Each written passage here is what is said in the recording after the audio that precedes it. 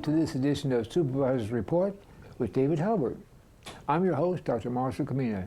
Joining me now is the President of the Alameda County Board of Supervisors, David Haubert himself. Ta-da! Thanks for having me, Marshall. It's always a pleasure. What topics might you want to share with us? Well, for Supervisor's Choice, I'd like to talk about the fact that it is the end of the school year. We're in summer.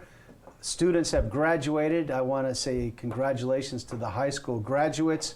I wish everyone a happy summer. But also that means that my interns have completed their year. And I just the other day had a wonderful end of year report out from the interns talking about the projects that they completed throughout the year. And some of them will be returning next year, but they're going to have a break over the summer. I want to thank the interns that did all kinds of great projects. The students that every year they seem to get bigger and brighter ideas, and they do a great job. So I want to say thank you to my interns, but also my intern coordinator, Katie, and Edith, who do a great job coordinating the interns. The main idea behind the program is to provide students a chance to serve the community and also to learn a little bit about what county government is all about.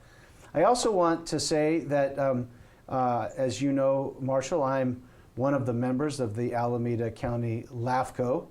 You were on LAFCO for many years, I know, and a lot of scars. A lot of scars and a lot of important work done to have city boundaries expand and contract, and municipal service district studies. We also served with a member of the public who served for 20 years, and that's Mr. Splendario, and he retired the other day. We had a farewell cupcake in his honor, and because he came off as the public member, we selected a new public member, and that's Bob Warner, who was the alternate public member for quite some time. And at one point, he was actually a member of LAFCO, as you know, the mayor of Livermore. He served on LAFCO as mayor of Livermore. Then he became the public member alternate to Splend, and now he moved up into the seat for Splend. So the seat to replace Splend was very competitive, but Bob rose to the top, was a clear choice, unanimous by the subcommittee, which I was part of, and was installed just the other day. So farewell to Splend, and welcome aboard as a full-fledged member of the public, Mr. Bob Warner. So those are some really exciting things going on that I would like to share with the community. He's a good guy. Great guy. I recruited him for the planning commission, and he said, oh, no, but he did a good job, and now he's back. Yeah, that's right. And with regard to interns, if I may say, you have a reputation for getting the finest interns in the entire county. And so would you do us the favor and our viewers the favor when you choose one to bring that person with you? I think it's a great idea to highlight one of the interns. Maybe if we could do it at a time when they, maybe this summer when they're off for the summer, it's not during the school year. Mm-hmm. That's a great idea, Marshall. Why don't I pick 3 or 4 and we'll bring them over here and we'll introduce them to the community. Well, that would be swell. I like that. That's a great idea for a future session. Good. Yeah. It's a deal. Homelessness, food, clothing, these are all issues that have been deep in your heart, and you have supported them.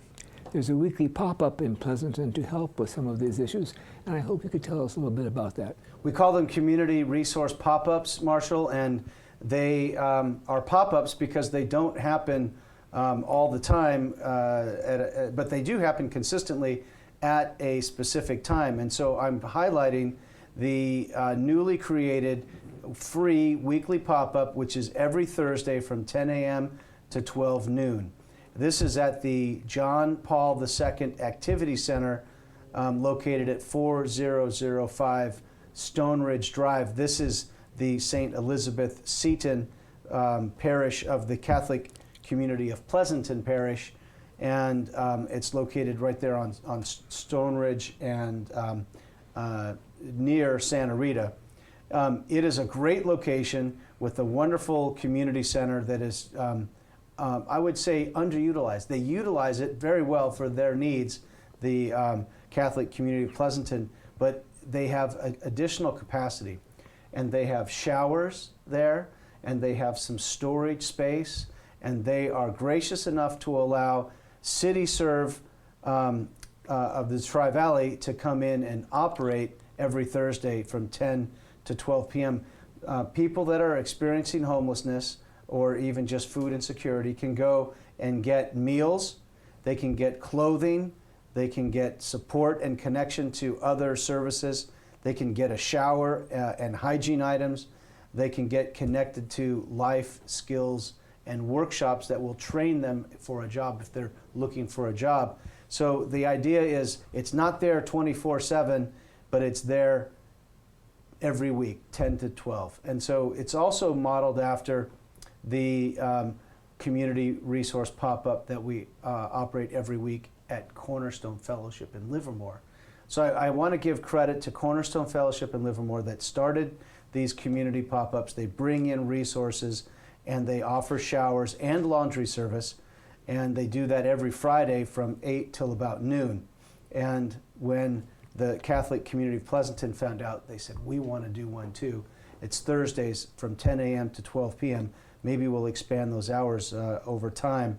I would hope that we would do. But the point is, it's also close to a bus line, which is the Wheels bus, Yes. Route 14. So it's easily accessible, and it has resources people need.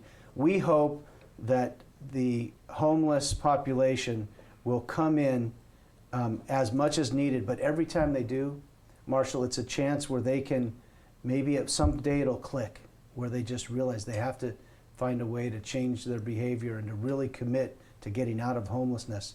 If we can get them for even a couple of hours a week, eventually we can convince them to find a way to get back on their feet outside of homelessness. So we're always looking for safe places to park and for community pop-ups to help people in need. And I want to thank again the Catholic community of Pleasanton, the CityServe organization, and my staff, Gloria Gregory, for helping to put this program together. That's a team effort, and it's a really great program. That's wonderful. I'm very excited about that. Our own parish in Livermore is as well. Yeah. And we've loaned our Priester to Pleasanton. Yes, that's great. But thank you for that information. Now, as you know, the Seek and Save program is actually changing people's lives as well. And currently, it's helped approximately 385 people who received vehicles or repairs through the program. That's a little bit over one a day.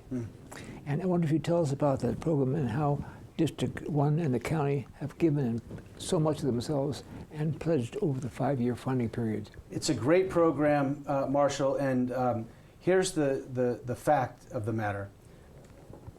So many families are one paycheck away from financial disaster.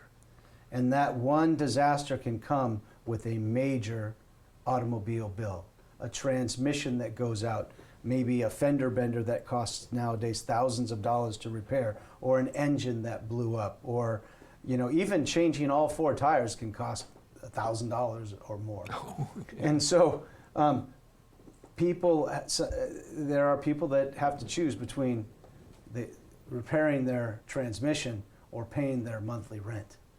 And if they don't have the money to do, Tough choices. they're going to end up homeless. They're going to end up in their car. They're going to end up, if case of a car breaking, a transmission going out, I mean, that could be catastrophe for a family. So we found a program whereby mechanics will volunteer their time, and we will pay the money for parts, and we will help people who are one major repair away from homelessness to fix their automobile. We will also take automobiles that are donated, and we will do what it takes to fix them up and then donate the automobile to somebody that doesn't even have a car. So 385, a certain number of those were actually given a car that had been donated, refurbished, and given to somebody, and many of those were one major automobile repair away, so they could still go to work, they could still earn a paycheck, and they could still make rent. We paid for the transmission or the engine repair. And so this is such a great program because it keeps people out of homelessness. There are programs that take people who are in in homeless situations and put them in a place to live, this keeps people from becoming homeless. Yes. And that's what's really good. Prevention is worth a pound, an ounce of prevention is worth a pound of cure. The National Association of Counties recognized that the goodness in this program, and we won a national award for this. No Marshall. kidding. And my staff went to, I wasn't able to make it, I was, I forget where I was, but I was not able to make it to the national convention, but my staff was, and they received the award on our behalf. I want to thank the Seek and Save organization who finds people in need and fills their need. But I also have to thank a number of auto mechanics and even the Dozange family, who has several car dealerships in along 580. They have a Toyota in Livermore, they have Chevrolet in Dublin, they have Kia in Dublin. They offer mechanical capabilities through their shop. So mechanics can use their tools in their shop to repair automobiles. They've also donated some cars. So when they take a trade-in, some of the trade-ins become donations to people that need a car.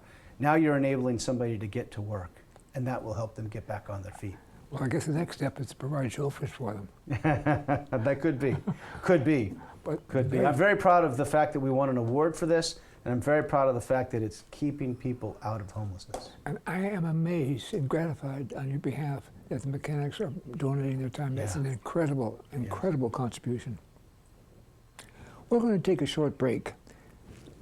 We'll see you again in just a moment with another round for the President of the Board of Supervisors, David Haubert.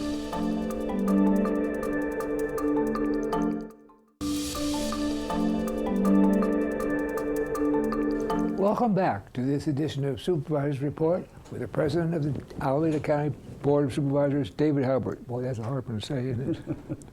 You recently had a great time visiting a class at Dublin High School, and the word is all over the place. Would you please tell us about that day? So I was really excited to go back to Dublin High School, where all three of my daughters graduated, Marshall, where I was served on the school board for 10 years and was instrumental in helping to build the school, rebuild it, remodel it, and add to it. And it was a very surreal feeling walking on campus again.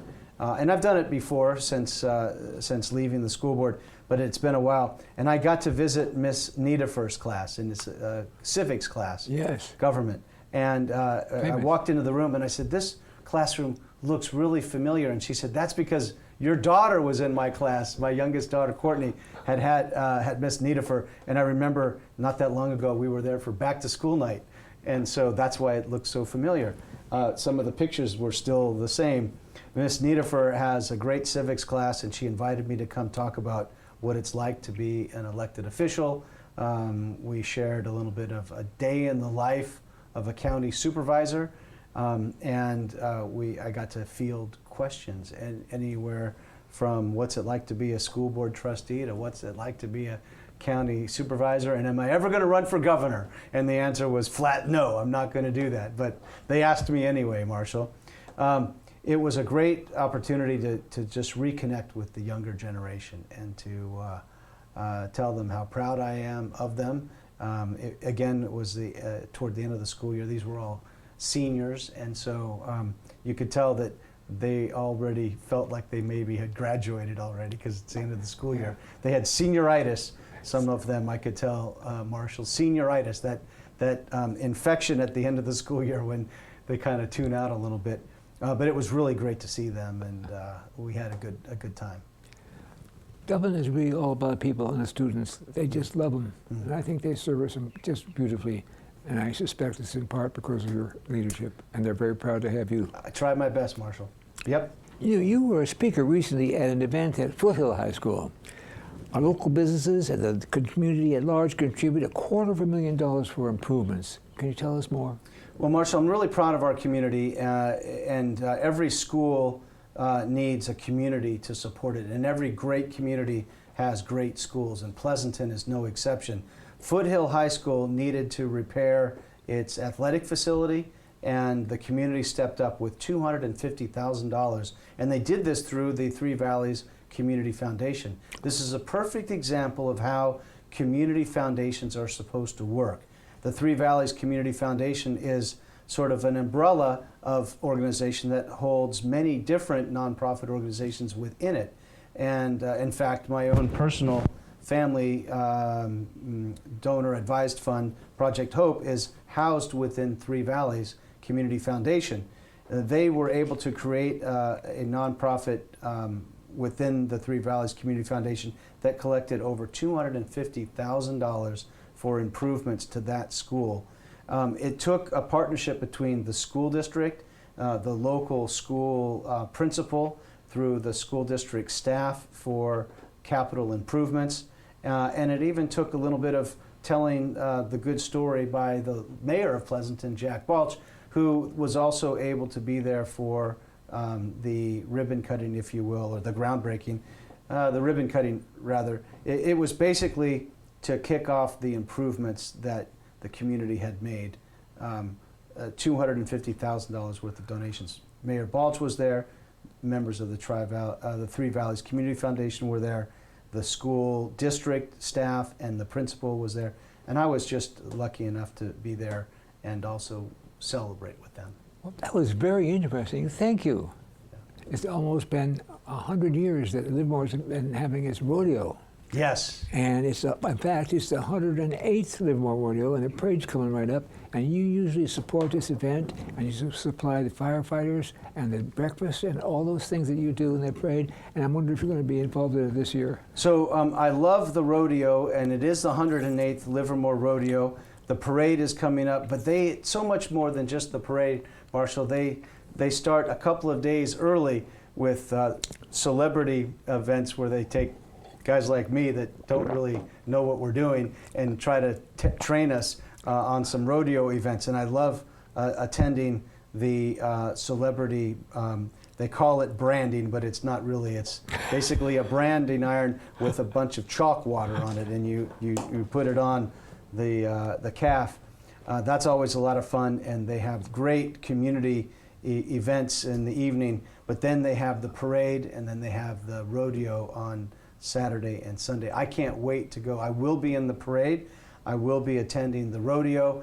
I won't be able to make the celebrity event. I'll be out of town for that evening, but I do look forward every year to the rodeo. And I want to thank the Livermore Rodeo, the Stockman's organization, the Stockman's Club, and the Livermore Rodeo Foundation.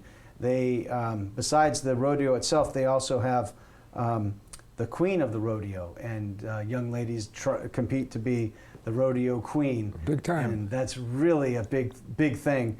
They have queens, and I guess they have a court because there's more than one queen and more than one age group. And the queen gets to ride the horse around the arena during the rodeo, and that's always fun. But I want to commend the Livermore Rodeo because it is the world's fastest rodeo, Marshall, and every year they have an exciting performance.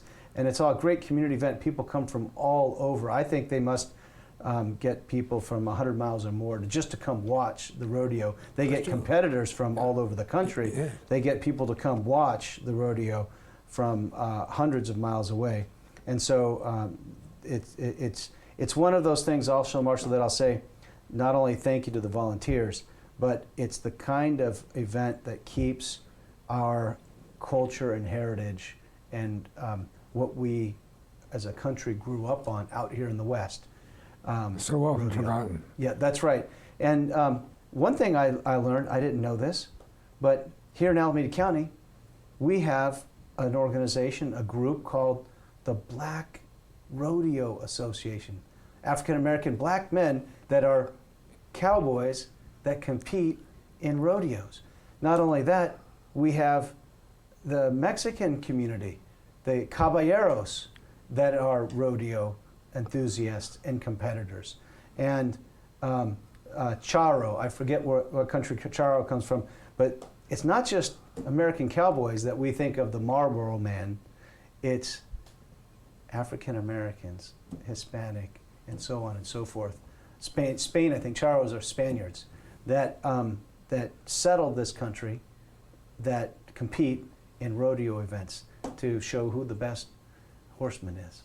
My It's wife really and I just live a few blocks from it, so we certainly know when it's on. I hope you're there, yes.